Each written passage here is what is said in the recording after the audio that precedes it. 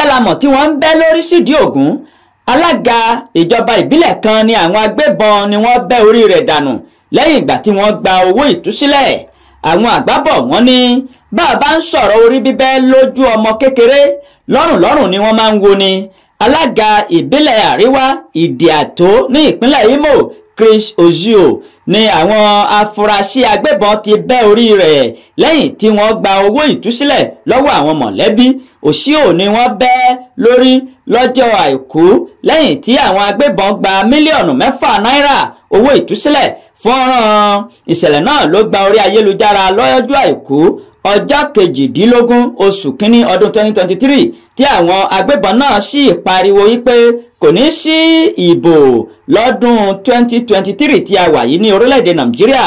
Ọ̀kan lára àwọn òṣìṣẹ́ ìjọba ìbílẹ̀ náà tó bá iléeṣẹ́ ìròyìn sọ̀rọ̀ ó ní àwọn agbébọn náà gbé fọ́nrán bí wọ́n ṣe bẹ́ orí alága náà sórí ayélujára, ìyẹn lórí WhatsApp status ẹ̀. Lọ́jọ́ Ẹtì tó rékọjá ni àwọn agbébọn náà ni wọ́n ń wọ inú ilé alága ni wọ́n sì gbé e lọ sí inú igbó.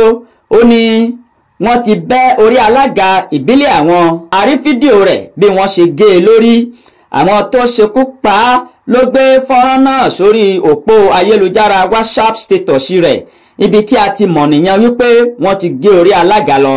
Nǹkan burúkú ni fọ́nrán náà, wọ́n so mọ́ igi tí wọ́n sì já síhòhò, wọ́n sì bẹ́ lórí bí ìgbà tí wọ́n bẹ́ orí ajá sí ìdí Ògún.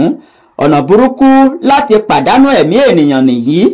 Wọ́n bẹ́ lórí lẹ́yìn tí wọ́n gba mílíọ̀nù 6 lọ́wọ́ àwọn mọ̀lẹ́bí. Agbẹnusọ iléeṣẹ́ ọlọ́pàá ní ìpínlẹ̀ Imo Henry Okoye ó ti fi ìdí ìṣẹ̀lẹ̀ náà múlẹ̀ tó sì sọ wípé ìwádìí ó ti bẹ̀rẹ̀ lẹ́yẹ ọ̀ṣọ́ka. Ajálamọ̀ tí wọ́n ń bẹ́ lórí sí ìdí Ògún. Alága ìjọba ìbílẹ̀ kan rèé tí àwọn agbébọn tí wọ́n bẹ́ lórí lẹ́yìn ìgbà tí wọ́n gba owó ìtúsílẹ̀. Ẹ jọ̀ọ́ ẹ bá a subscribe tẹ̀mí gbà ń lọ́wọ́ rárá nítorí tèmi ẹ bá a subscribe.